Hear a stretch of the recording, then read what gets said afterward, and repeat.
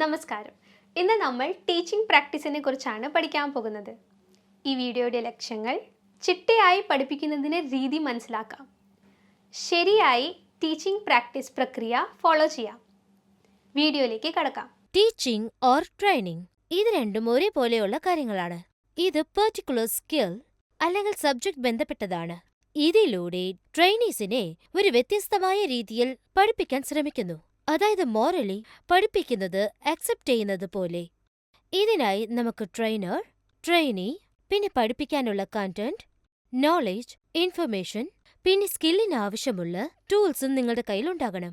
Teaching എന്നത് ഒരു planned ആക്ഷനാണ്.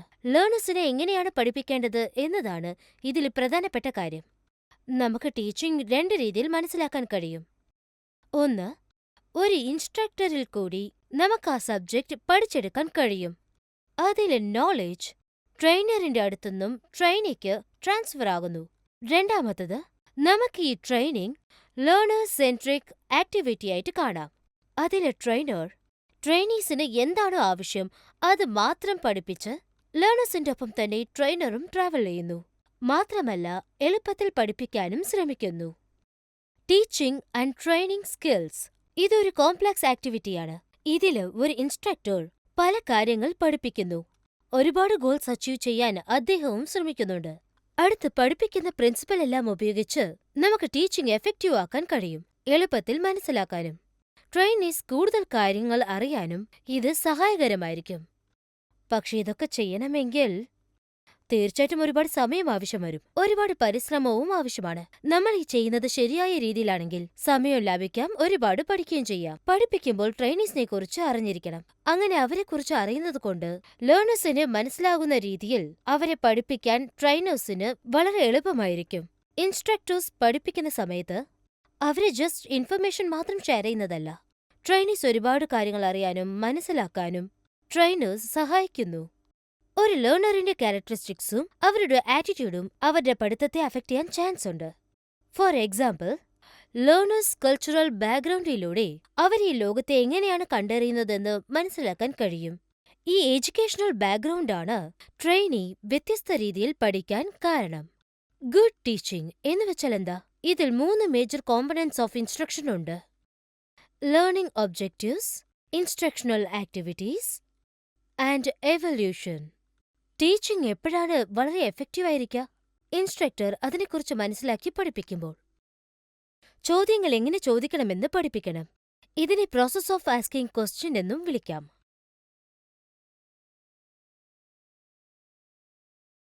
A.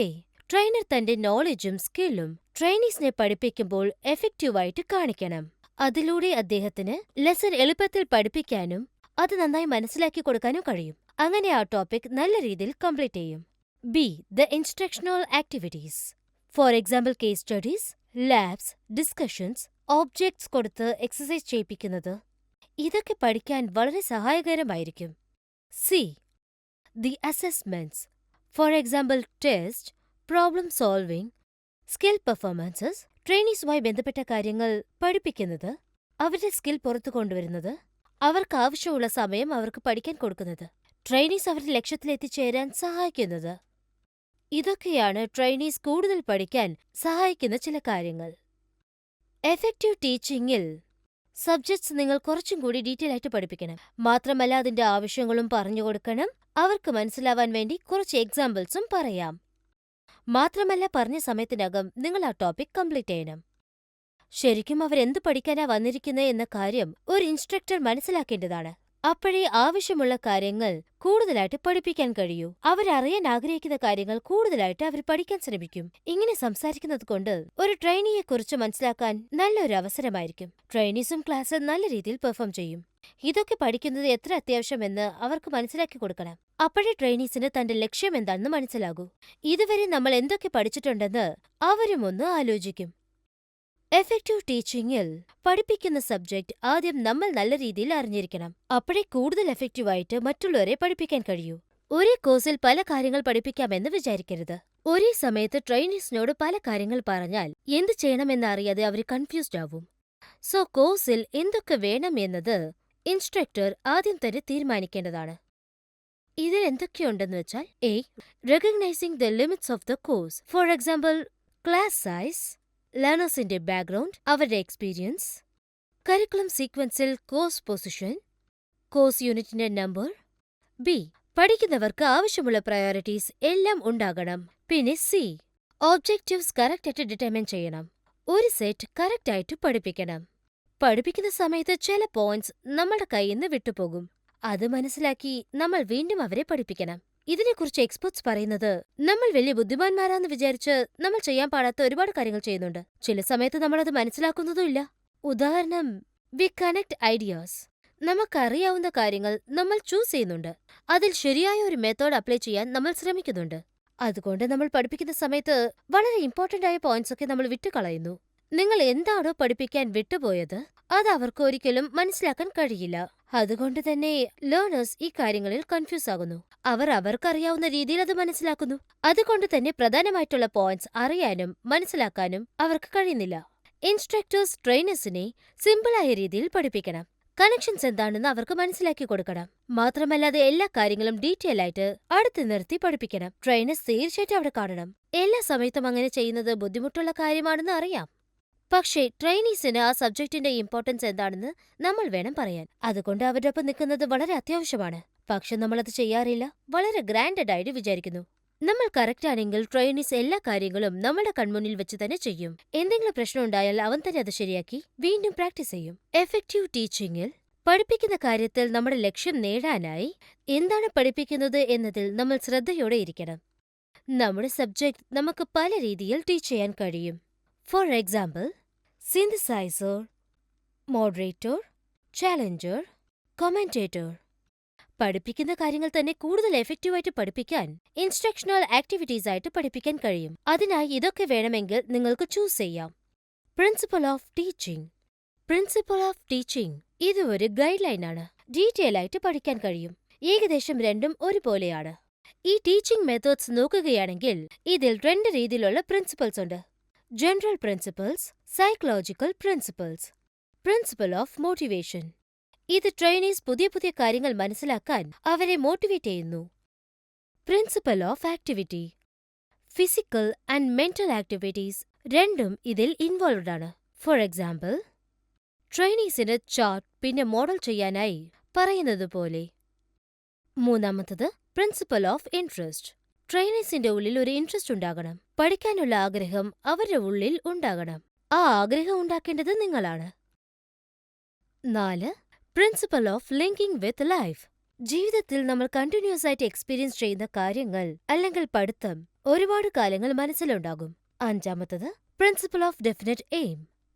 ഇന്ന് നമ്മൾ ക്ലാസ്സിൽ ബ്രേസിംഗിനെ പറ്റിയാണ് പഠിക്കാൻ പോകുന്നത്. ഈ ടെക്നോളജി സാധാരണയായി നമ്മൾ എവിടെയാണ് ഉപയോഗിക്കുന്നത്? അതായത് റെഫ്രിജറേറ്റർ ശരിയാക്കുന്നതിന്, അല്ലേ? ശരിക്കും മനസ്സിലാകുന്ന രീതിയിൽ നിങ്ങൾ പഠിപ്പിച്ചാൽ ട്രെയിനിക്ക് അത് മനസ്സിലാക്കാനും ഗോൾ അച്ചീവ് ചെയ്യാനും കഴിയും. ടൂൾസ് ഉണ്ടെങ്കിൽ അതൊരു പ്ലസ് പോയിന്റ് ആണ്. ടൂൾസ് ഉള്ളതുകൊണ്ട് ഒരു ട്രെയിനി എന്താണോ പഠിക്കാൻ ആഗ്രഹിക്കുന്നത് അത് എഫിഷ്യന്റ് ആയിട്ട് പഠിക്കാനും കഴിയും. 6. Principal of recognising individual differences. ഓരോ ട്രെയിനിയുടെയും ഇന്റലിജൻസ്, ആറ്റിറ്റ്യൂഡ്, എബിലിറ്റി പിന്നെ പൊട്ടൻഷ്യൽ എല്ലാം ഓരോ സ്റ്റുഡന്റിനും ഓരോ പോലെയായിരിക്കും. അതുകൊണ്ട് തന്നെ ട്രെയിനേഴ്സ് ടീച്ച് ചെയ്യുന്ന രീതി എങ്ങനെ ഡിസൈൻ ചെയ്യണമെങ്കിൽ പഠിക്കുന്ന ട്രെയിനീസിന്റെ ജീവിതത്തിൽ ഏത് സമയത്തും അത് ഉപകാരമുള്ളതായിരിക്കണം. 7. Principal of selection. നമ്മൾ എന്താണോ പഠിക്കാൻ ആഗ്രഹിക്കുന്നത് ആ നോളജ് ഓരോ ദിവസവും വളരുന്നുണ്ട്. അതുകൊണ്ട് ട്രെയിനർ കണ്ടന്റ് ബുദ്ധിപൂർവ്വം സെലക്ട് ചെയ്യണം. അത് വളരെ അട്രാക്റ്റീവ് ആയിരിക്കണം. അത് ട്രെയിനീസിന്റെ ആവശ്യങ്ങൾക്കനുസരിച്ച് അപ്ഡേറ്റ് ചെയ്യണം. 8. Principal of planning. എല്ലാ ട്രെയിനേഴ്സിനും ഒരു ലക്ഷ്യമുണ്ടാവും. അത് നിശ്ചയിച്ച സമയത്തിനകം ചെയ്യാൻ അവര് ശ്രമിക്കും. അതുകൊണ്ട് തന്നെ ടീച്ചിങ് സിസ്റ്റമാറ്റിക്കലി ചെയ്യുന്നത് വളരെ അത്യാവശ്യമാണ്. അപ്പോഴേ എല്ലാ കാര്യങ്ങളും അദ്ദേഹത്തിന് കറക്റ്റായിട്ട് ഹാൻഡിൽ ചെയ്യാൻ കഴിയൂ. 9. Principal of division. പഠിക്കുന്ന കാര്യം കൂടുതൽ എളുപ്പമാക്കാൻ എല്ലാ പോയിന്റ്സും ഡിവൈഡ് ചെയ്യേണ്ടത് വളരെ അത്യാവശ്യമാണ്. ഒപ്പം തന്നെ എല്ലാം തമ്മിൽ കണക്റ്റഡ് ആയിരിക്കണം. 10. Principal of revision. ട്രെയിനീസ് പഠിപ്പിച്ച കാര്യം മറക്കാതിരിക്കാനായി അവർക്ക് വീണ്ടും അത് റിവൈസ് ചെയ്യണം. 11. Principal of certain and recreation. പഠിപ്പിക്കുമ്പോൾ ക്ലാസ് റൂം എപ്പോഴും വളരെ ജോളിയായിരിക്കണം. തമാശയിൽ കൂടി പഠിപ്പിക്കുന്നതും നല്ലതാണ്. 12. Principal of democratic dealing. നമ്മൾ വേരിയസ് ആക്ടിവിറ്റീസ് ചെയ്യാനായി ട്രെയിനീസിനെ ഇൻവോൾവ് ചെയ്യണം. അവരെ അതിൽ പങ്കെടുക്കാൻ പറയണം. അതുകൊണ്ട് അവരുടെ കോൺഫിഡൻസ് കൂടും.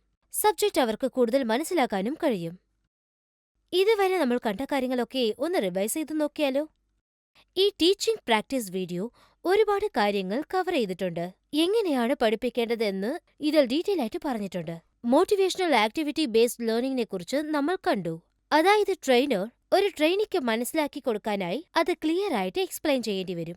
ഓരോ ട്രെയിനിയും പഠിച്ച കാര്യങ്ങൾ എക്സ്പ്ലെയിൻ ചെയ്യുന്ന സമയത്ത് ശ്രദ്ധയോടെ കേൾക്കണം. നിങ്ങൾ ശ്രദ്ധിക്കുന്നുണ്ടെന്ന് അവർ മനസ്സിലാക്കണം. പഠിപ്പിക്കുന്ന സമയത്ത് നിങ്ങളുടെ കയ്യിൽ അതുമായി ബന്ധപ്പെട്ട് ടൂൾസ് ഉണ്ടാകണം. അത് ഓപ്പറേറ്റ് ചെയ്ത് അവർക്ക് കാണിച്ചു കൊടുക്കണം. അപ്പോഴേ അവർക്കത് എളുപ്പത്തിൽ പഠിക്കാൻ കഴിയൂ. ഈ വീഡിയോയിൽ കാണിച്ചതെല്ലാം നിങ്ങൾക്ക് മനസ്സിലായെന്ന് വിശ്വസിക്കുന്നു. നന്ദി, നമസ്കാരം.